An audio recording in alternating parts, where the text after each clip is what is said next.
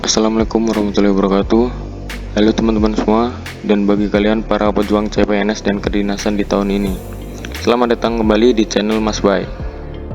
Baik, pada kesempatan kali ini kita akan kembali membahas soal-soal SKD. Tentunya soal-soal SKD yang terkini yang sudah sesuai dengan kisi-kisi terbaru, yaitu berdasarkan Permenpan RB nomor 27 tahun 2021.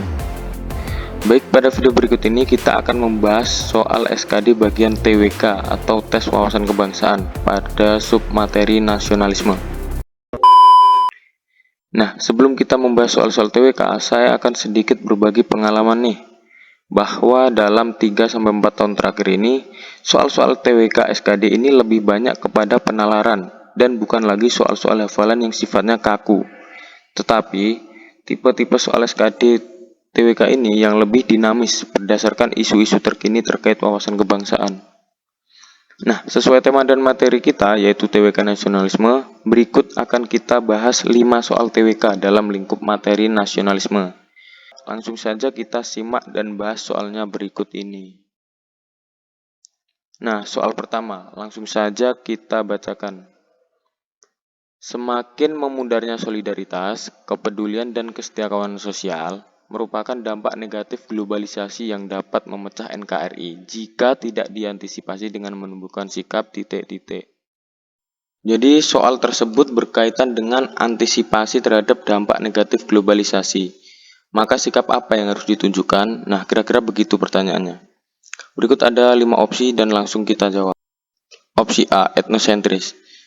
Etnosentris ini merupakan salah satu sikap atau pandangan menilai budaya orang lain berdasarkan nilai dan kepercayaan sendiri yang cenderung meremehkan kebudayaan orang lain. Tentunya opsi A ini tidak menunjukkan sikap saling menghargai ya teman-teman. Jadinya opsi A ini dinilai kurang tepat ataupun salah. Kemudian B, apatis. Apatis ini merupakan sikap tidak peduli, acuh tak acuh maupun masa bodoh.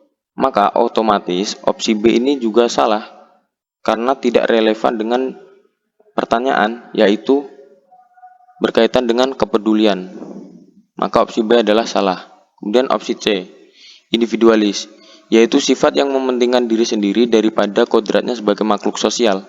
Tentu sangat berbanding terbalik dengan soal bahwa adanya penekanan terhadap solidaritas sesama. Namun, pada opsi C ini malah cenderung individualis. Maka opsi C ini dapat dinilai salah ataupun tidak tepat. Kemudian opsi D, nasionalis. Nasionalis ini merupakan sikap yang menunjukkan rasa cinta tanah air sehingga dapat membina suatu rasa nasionalisme. Dengan sikap nasionalis, maka dapat menumbuhkan suatu kebersamaan, kepedulian, dan kesetiakawanan sosial dalam mengantisipasi dampak negatif globalisasi. Nah, maka dari itu jawaban yang paling tepat adalah D, nasionalis. Kemudian yang E, egosentris. Egosentris ini kurang lebih sama pengertiannya dengan individualis. Nah, dengan begitu maka jawaban dari soal nomor 1 ini adalah D, nasionalis. Baik, jika teman-teman sudah paham, langsung saja kita soal berikutnya. Baik, soal nomor 2, langsung saja kita bacakan. Berdasarkan semangat nasionalisme, kedudukan hukum serta hak dan kewajiban warga negara diatur berdasarkan prinsip ... Nah, jadi kata kunci soal nomor 2 ini adalah suatu kedudukan warga negara di dalam hukum, hak, dan kewajiban. Kira-kira berdasarkan prinsip apa gitu? Baik, langsung saja kita jawab pertanyaannya. Opsi A, achievement. Achievement ini dapat diartikan pula sebagai prestasi, yaitu berkaitan dengan cita-cita untuk mewujudkan kesejahteraan, kebesaran, serta kemanusiaan bagi bangsanya. Jadi, opsi A ini kurang tepat karena tidak ada relasinya dengan pertanyaan yang menanyakan tentang kedudukan hukum serta hak dan kewajiban warga negara. Jawaban A salah. Kemudian B, unity. Unity atau juga kesatuan merupakan kesatuan yang diterapkan dalam ideologi, sistem politik, dan pertahanan kita. Jadi jawaban B ini juga tidak ada relasinya ataupun hubungannya dengan pertanyaan. Kemudian opsi C, freedom. Freedom ini menyangkut tentang kebebasan dalam beragama, berbicara, berpendapat, berserikat, dan berorganisasi. Jadi kurang lebih sama juga, tidak ada relevansinya dengan apa yang ditanyakan pada soal-soal ini. Kemudian opsi D, personality. Personality ini menyangkut rasa bangga dan sayang terhadap identitas dan kepribadian bangsa. Apakah opsi D ini mencerminkan jawaban dari soal ini? Tentunya kurang tepat. Karena yang ditanyakan adalah sekali lagi kedudukan hukum, hak dan kewajiban warga negara.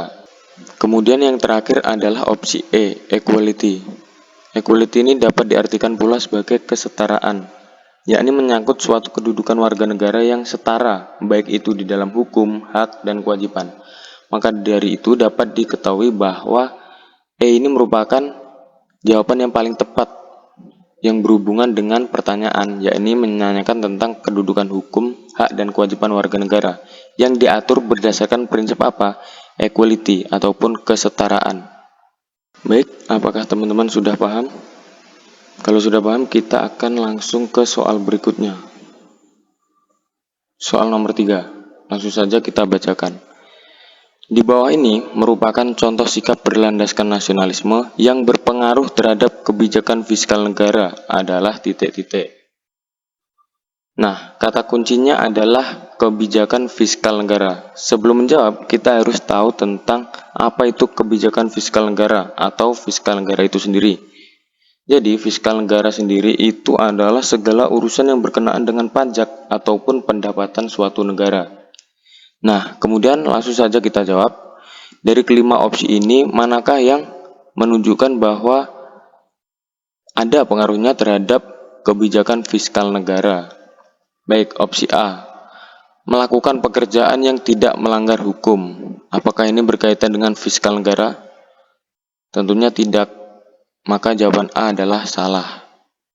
Kemudian opsi B, membeli produk buatan dalam negeri. Ini juga tidak ada kaitannya terhadap suatu pajak dari negara, jadi kurang tepat. Kemudian yang C, menggunakan hak pilih dalam pemilu. Nah, opsi C ini lebih cenderung kepada hak dalam berpolitik suatu warga negara. Jadi, opsi C ini juga kurang tepat dalam menjawab soal nomor 3 ini, yang berkaitan dengan kebijakan fiskal negara.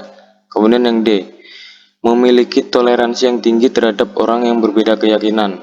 Nah, opsi D ini juga cenderung kepada pembinaan kerukunan antar umat beragama. Artinya, kurang relevan dengan soal, yakni menanyakan pada pengaruhnya terhadap kebijakan fiskal negara. Kemudian opsi terakhir, E, membayar pajak tepat pada waktunya. Nah, salah satu jawaban yang tepat adalah yang E ini. Karena apa? Yang ditanyakan adalah yang berkaitan dengan kebijakan fiskal negara, yaitu apa tadi, bahwa suatu kebijakan yang menyangkut tentang pajak ataupun pendapatan suatu negara.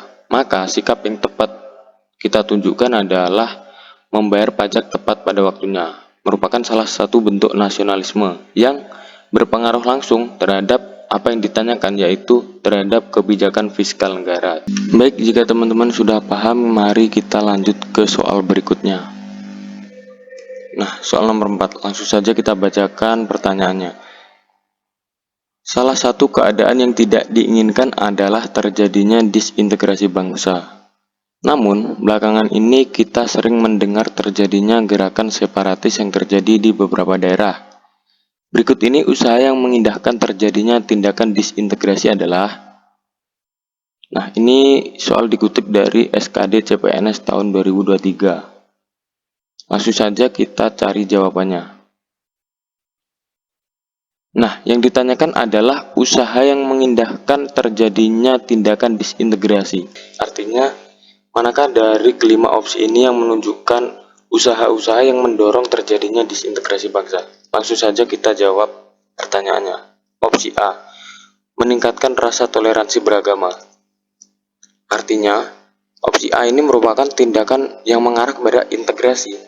Artinya, mengarah kepada persatuan dan kesatuan yang dilakukan dengan cara meningkatkan rasa toleransi beragama antar umat beragama.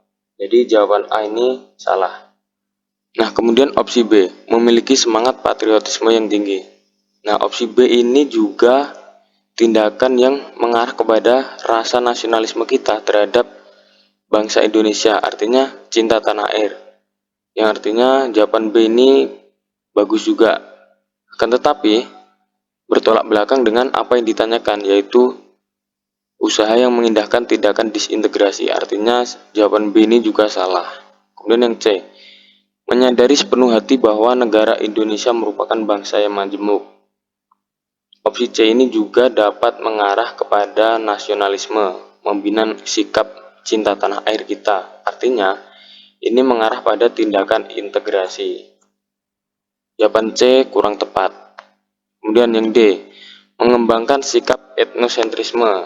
Nah, etnosentrisme ini adalah seperti yang tadi dijelaskan bahwa memandang budaya orang lain itu lebih rendah dibandingkan budaya kita sendiri. Artinya apa? Opsi D ini adalah tindakan yang memicu adanya disintegrasi ataupun perpecahan ataupun permusuhan. Jadi opsi yang tepat adalah yang D, mengembangkan sikap etnosentrisme. Bahwa dengan mengembangkan sikap etnosentrisme ini dapat memicu suatu tindakan disintegrasi, dapat mengarah kepada suatu perpecahan maupun konflik dalam sebuah negara. Jadi untuk jawaban soal nomor 4 ini yang tepat adalah D.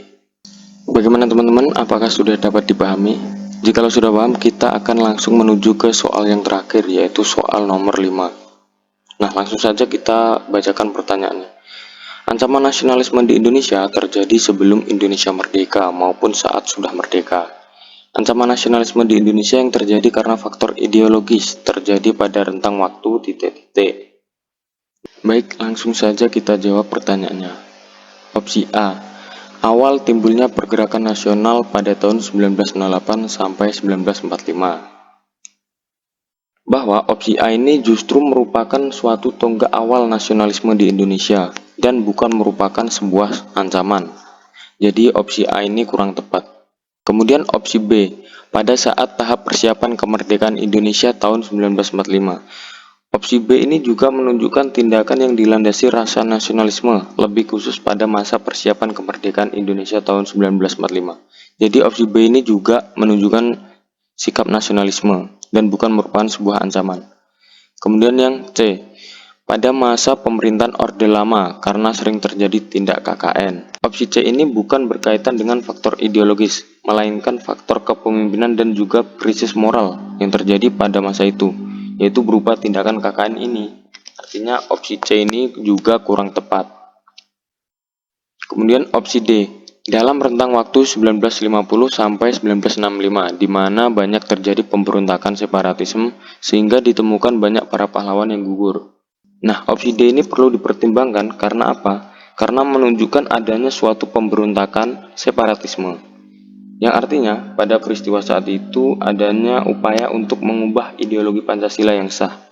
Dan puncaknya ketika adanya gerakan G30 SPKI yang pada dasarnya menginginkan adanya perubahan ideologi Pancasila kepada ideologi komunisme.